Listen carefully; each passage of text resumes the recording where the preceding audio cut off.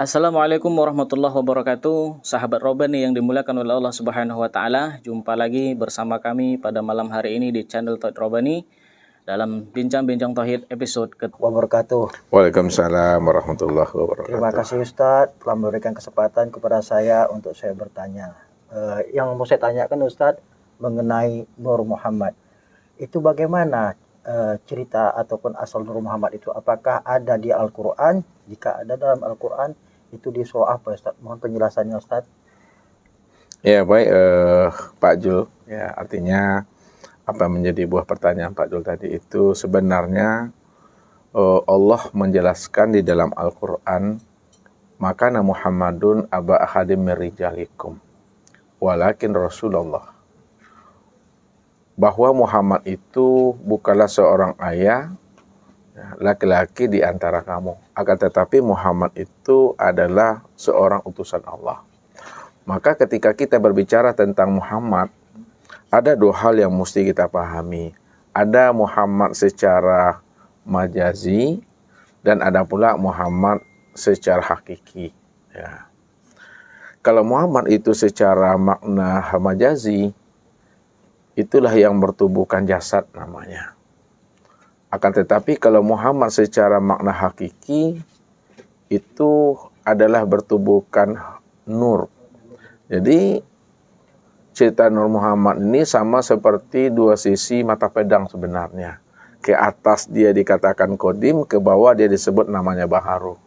Makanya di dalam Al-Quran itu dikatakan oleh Allah tadi itu, maka Muhammadun aba akhadim min rijalikum walakin Rasulullah, bahwa Muhammad itu bukanlah sekali-kali ayah seseorang laki-laki di antara kamu, tetapi dia itu adalah Rasul Allah.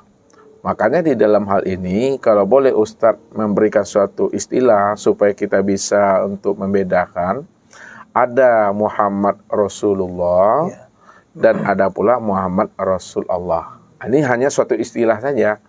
Kalau Muhammad Rasulullah yang Ustadz maksudkan itu adalah Nabi Muhammad Shallallahu Alaihi Wasallam. Beliau lahir ya dari seorang ibu yang bernama Siti Aminah, bapak beliau bernama Abdullah. Lalu ayah bundanya memberi namanya dengan Muhammad. Ya. Kemudian beliau pun mendapat petunjuk, lalu diangkat menjadi seorang Rasulullah utusan Allah. Maka ini namanya Muhammad secara majazi namanya. Ya. Dan makna Muhammad secara makna hakiki itu yang dikatakan Rasul Allah. Nah, mana yang dikatakan Rasul Allah itu pada setiap diri kita itu ada. Makanya Allah mengatakan laqad ja'akum rasulun min anfusikum. Sungguh telah datang ya kepada kamu seorang Rasul Allah dari dalam dirimu sendiri. Jadi Rasul Allah ya yang ada di dalam diri kita sendiri, itulah yang dikatakan namanya dengan ruh. Nah, ruh itu yang disebut namanya Rasul Allah, utusan Allah. Makanya di dalam surat yang lain juga diperjelas oleh Allah, wa'lamu ana fikum Rasulullah. Ya, ketahuilah olehmu bahwa di dalam dirimu itu ada Rasul Allah. Jadi Rasul Allah yang dimaksudkan Allah di dalam dua ayat tadi itu adalah ruh. Ruh itu yang katakan Rasulullah utusan Allah. Kalaulah ruh itu adalah Rasul Allah utusan Allah, lalu siapa rahasia ruh itu sebenarnya? Rahasia ruh itu sebagai Rasul Allah itu yang disebut namanya dengan Nur Muhammad. Nah, makanya siapa Nur Muhammad? Nah, Nur Muhammad ini adalah yang pertama kali diciptakan, dijadikan oleh Allah. Nah, kenapa Allah menciptakan namanya Nur Muhammad? Ya, Allah menciptakan Nur Muhammad itu sebenarnya Allah ingin mengenalkan akan dirinya. Kalau Allah tidak mengenalkan dirinya melalui namanya Nur Muhammad atau Muhammad, maka Allah tetap dalam keadaan batin dia. Dirinya nggak bisa dikenal, dirinya tidak bisa dipuji, diagungkan dan dibesarkan. Maka sebelum Allah menciptakan namanya Nur Muhammad, Yang ada pada saat itu hanyalah Allah semata-mata. Bahkan Ustadz katakan, kata-kata Allah pun pada saat itu juga belum ada. Yang ada itu yang si Maha Ada. Nah, kata-kata si Maha Ada pun juga belum pernah ada. Kenapa belum pernah ada?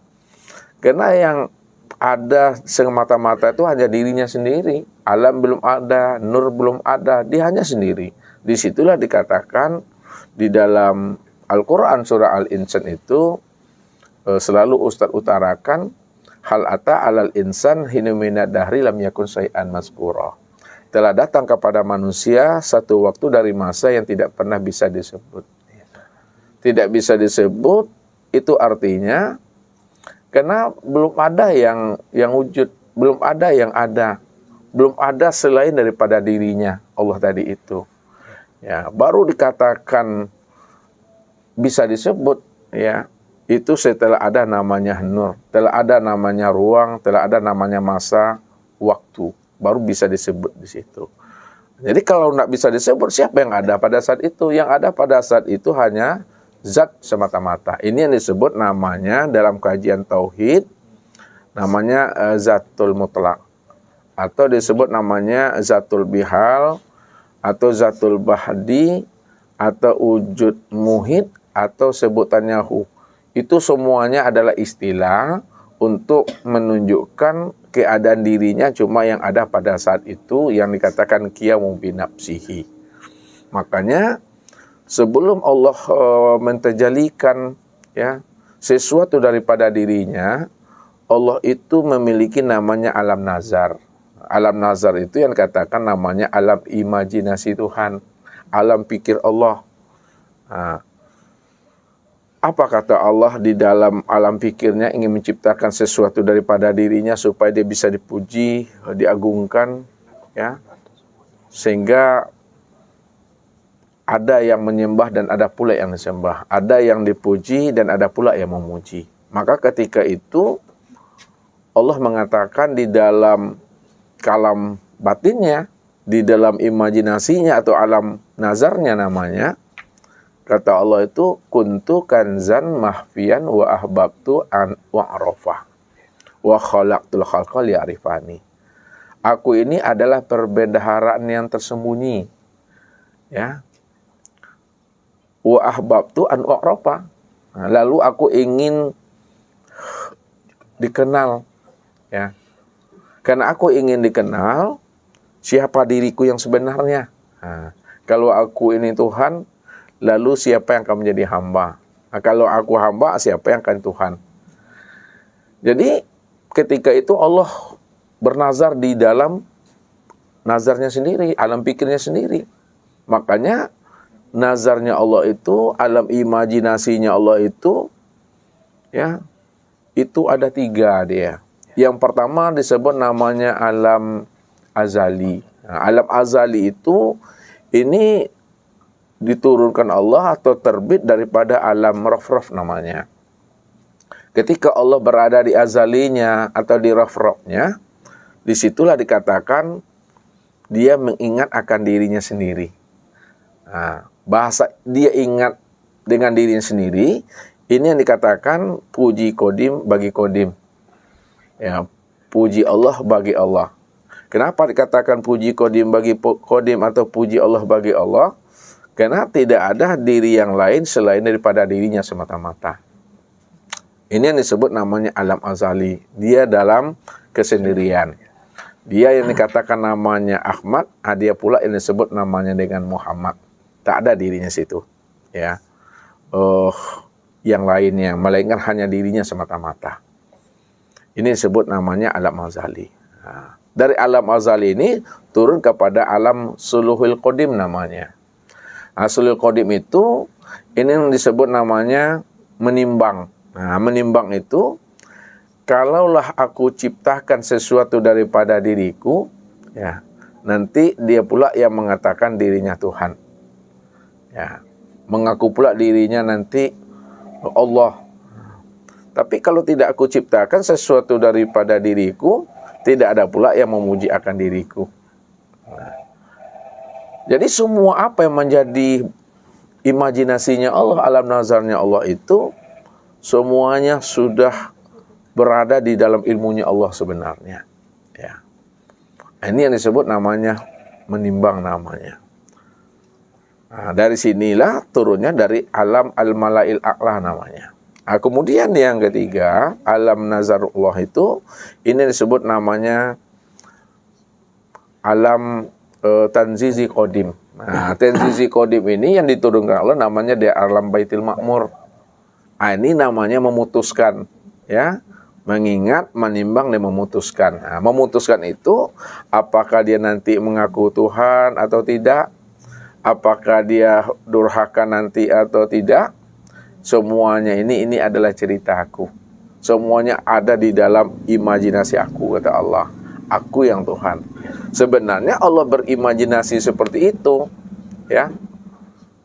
Tujuannya, Allah ingin menzahirkan, ya, akan dirinya sendiri, ya, supaya ada makom, ya, siapa yang menyembah dan siapa yang disembah, ya, siapa yang Tuhan dan siapa pula yang menjadi hamba, hanya untuk mendudukkan makom itu sebenarnya. Kalau tidak didudukkan makom itu, maka tetap Allah itu dalam kesendirian juga di sana. Maka ketika telah sempurna, Allah itu mengingat, menimbang dan memutuskan, barulah Allah mentajalikan sesuatu itu daripada dirinya sendiri. Nah, sesuatu yang ditajalikan Allah daripada dirinya sendiri, inilah yang disebut namanya dengan Nur Muhammad. Makanya awal mula penciptaan, awal mula kejadian, yang mula-mula diciptakan dan dijadikan Allah itu yang disebut namanya Nur Muhammad. Nah, inilah yang dijelaskan oleh baginda Rasul Nabi Muhammad sallallahu alaihi wasallam, innallaha khalaqa qablal asya nurun nabika min nurihi. Bahwa sesungguhnya Allah menciptakan sebelum adanya sesuatu, ya, sebelum adanya sorga, sebelum adanya aras, luh, kursi dan mahfuz itu, yang pertama kali diciptakan dan dijadikan Allah itu adalah Nur Muhammad. Nur Muhammad itu asalnya daripada dirinya sendiri, ya. Untuk apa Allah menciptakan namanya Nur Muhammad tadi? Liya arifani, aku ciptakan dirinya supaya dia mengenal akan aku. Sebenarnya akulah yang wujud dan nyata pada dirinya sendiri. Jadi kalau tidak ada Nur Muhammad, tentu Allah ini tak bisa dipuji, tak bisa dikenal. Tidak ada yang mengatakan dirinya Tuhan tadi itu. Ini yang disebut namanya cerita dan sandiwaranya Allah. Namun apa yang terjadi pada saat Nur Muhammad itu tercipta daripada dirinya? Apa yang menjadi nazarnya Allah tadi? Imajinasinya Allah di alam pikirnya, yang dikatakan namanya di alam azali, di alam suluhul qadim dan tanzizi qadim tadi itu betul-betul terzahir dia. Ketika Nur Muhammad itu terzahir dia daripada dirinya sendiri, lalu Allah pun bertanya kepada Nur Muhammad dari man anta wa man ana. Siapa engkau dan siapa aku? Maka Nur Muhammad menjawab anta ana. 3 kalilah Allah itu bertanya tentang hal itu, man anta wa man ana, dan 3 kali pula Nur Muhammad menjawab dengan jawaban yang sama, anta ana. Ini belum ada namanya Tuhan yang bernama dengan Allahnya di situ. Saat belum itu masih kosong juga, Ustaz, ya. Masih di alam pikir dia berarti, Ustaz, ya. Dia udah jahir Tapi udah belum ada itu. nama lagi, Ustaz. Belum ada namanya. Jadi untuk memberikan suatu nama, barulah ada pertanyaan di situ. Apa kata Allah tadi yang qadim itu? Kalau engkau memang adalah Tuhan, aku adalah hambamu, ya kan? Engkau yang qadim, aku nih yang baharu. Ya, karena semuanya sama-sama cahaya, sama-sama nur, itulah bahasanya. Ya. Itu makna bahasanya laisa kamitsli syai'un. Ya, dia tidak seperti yang seperti dia. Berarti yang seperti dia itu kan ada. Namun yang seperti dia itu tidak seperti yang sepertinya Tuhan tadi itu. Ya, serupa tapi tak sama. Itulah bahasanya. Ya, disitulah Nur Muhammad tadi itu menghilang. Lalu pun Allah mendapatkan menemuinya. Tentu Allah akan mendapatkan menemui akan dirinya. Karena Nur Muhammad itu tiada lain adalah kezohiran akan dirinya sendiri. Setelah dapat, setelah ditemui Nur Muhammad tadi itu, ya, maka bergantianlah lagi mencarinya. Mencari tadi itu, Allah lagi yang akan menghilang, Allah lagi yang akan lenyap di hadapan namanya Nur Muhammad. Namun lenyapnya Allah tadi, menghilangnya Allah, fananya Allah tadi itu tidak kemana-mana sebenarnya. Dia lenyap ke dalam diri Nur Muhammad itu sebenarnya itu. Makanya pada saat Allah tadi itu sudah lenyap menjadi rahasia Nur Muhammad, maka Nur Muhammad pun payah mencari dan menemui yang Allah tadi itu. Disitulah namanya Nur Muhammad tadi itu agak kaget dia. Dalam bahasa ustaznya kaget ya. Ya, kenapa pada saat itu di dalam batinnya Nur Muhammad tadi itu berbunyilah suatu kalam Allah, Allah. Jadi Nur Muhammad tadi itu tidak sadar siapa yang berkalam di dalam dirinya sebenarnya ini. Kok ada kata Allah, Allah, Allah. Sudah 3 kali Nur Muhammad ini mendengarkan kalam itu, dia juga tidak paham. Sebenarnya Allah memperkenalkan akan dirinya kepada Nur Muhammad. Innani anallah, aku ini Allah. Aku ini Allah, aku ini Rabb, aku ini Tuhanmu. Ketika itulah barulah Nur Muhammad itu sadar, ya. Ketika Allah mengatakan innani anallah, ya, barulah dijawab oleh Nur Muhammad itu, Muhammad Rasulullah. Maka ketika itu Allah telah memperkenalkan dirinya kepada Nur Muhammad bahwa sesungguhnya namaku ini adalah Allah, aku ini Tuhan. Disitulah Allah itu bernama dia dengan namanya Allah. Jadi nama Allah itu bukan nama yang diberi oleh makhluk, oleh Nur Muhammad, tapi Allah lah yang memperkenalkan dirinya bahwa namaku ini adalah Allah. Ini yang dikatakan Allah melihat dirinya di luar dirinya. Allah memperkenalkan dirinya di luar dirinya. Yang di luar dirinya tadi itu yang disebut namanya dengan Nur Muhammad itu. Sedikit saya tanyakan, apakah saat itu ketika dia memperkenalkan dirinya, apakah Allah itu masih di alam qadim atau sudah menzer di alam baharu gitu Ustaz? Ketika dia memperkenalkan pada diri pada Nur Muhammad Ustaz. Ya. Ya, dia telah zahir namun dalam keadaan batin. Yang namanya alam semesta, ya, itu belum ada, belum zahir lagi. Ya, yang zahir itu hanya nur baru di situ. Namun setelah Tuhan itu bernama dengan nama Allah tadi, ya, barulah terciptalah namanya sekalian alam ini. Terciptalah namanya sekalian ruh itu. Jadi alam ini tercipta setelah Allah memperkenalkan dirinya kepada Nur Muhammad itu sebenarnya. Artinya saat itu Allah itu sendiri mengucap kun fayakun, seperti itu Ustaz. Allah itu kalau mengajarkan sesuatu tidak pernah mengatakan kun fayakun, karena kalam Allah itu tidak berhuruf dan tidak bersuara. Namun di dalam Al-Quran memang dikatakan apabila Allah itu berkehendak menjadikan sesuatu, innama amruhu iza arrasai'an ayyakula lahu kun fayakun. Sebenarnya kalam Allah itu dalam menjadikan sesuatu itu bukan seperti itu, kun, jadi tidak. Itu hanyalah sesuatu untuk memberikan pemahaman kepada kita bahwa Allah itu kalau dia berkehendak cukup mengatakan jadi maka terjadilah dia. Namun kehendak Allah itu tidak bersuara dan tidak berhuruf. Itu yang disebut namanya. Apa yang menjadi keinginan dan kehendak Allah tadi itu udah makna kun sebenarnya. Itu makna kun itu sebenarnya. Jadi tidak kata-kata kun itu maksudnya yang menjadi pemahamannya. Ketika Pak Jul mau minum kopi lah maksudnya nih. Kehendak. Kehendak mau minum kopi itu dah kun maknanya tuh. Artinya niat sama kehendak gimana tuh Ustaz? Ya. Sama. Kalau niat itu udah dijazamkan. Jazam. Kalau kehendak itu di dalamnya dia, di dalam niat dia. Oh, di dalam niat baru muncul niat Ustaz. Di dalam niat baru niat lagi Ustaz. Iya. Itu maksudnya tuh. Iya, jadi kehendak itulah yang dikatakan maknanya kun itu. Kapan Allah itu menciptakan nur itu, dan apa yang tercipta pertamanya dari nur itu? Apakah bumi dulu ataukah Nur Muhammad itu menjadi bumi dan menjadi segalian alam ini? Kan penjelasannya. Ya. Sebenarnya ketika Nur Muhammad itu tercipta, segala yang ada dan segala yang akan ada, apapun lah namanya yang kita kenal hari ini maupun yang tidak kita kenal, semuanya sudah berada di dalam Nur Muhammad itu. Ibarat kalau Ustadz bilang kan ini namanya tinta lah, tinta.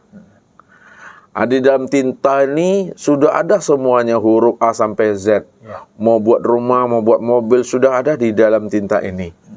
Tinggal lagi penzahirannya, apa yang lebih dahulu. Ini yang tidak dijelaskan. Kalau dalam riwayat yang lain, yang pertama kali setelah nur itu disebut namanya dengan kolam. Sebetulnya kolam itu asalnya daripada nur.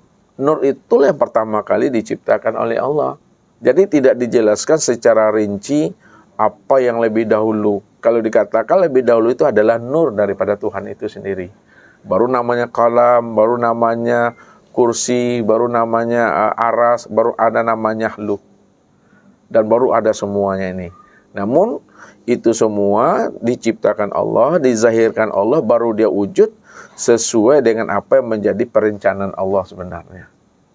Berarti Allah hanya menciptakan nur pertamanya. Iya. Jadilah yang lain. Iya. Yang bumi dan macam. Iya. Demikianlah tadi sahabat Robani yang dimuliakan oleh Allah Subhanahu wa taala, telah kita saksikan bincang-bincang tauhid bersama guru kita. Mudah-mudahan apa yang disampaikan oleh guru kita tadi dapat kita aplikasikan dalam kehidupan kita sehari-hari. Jumpa lagi di episode selanjutnya. Assalamualaikum warahmatullahi wabarakatuh.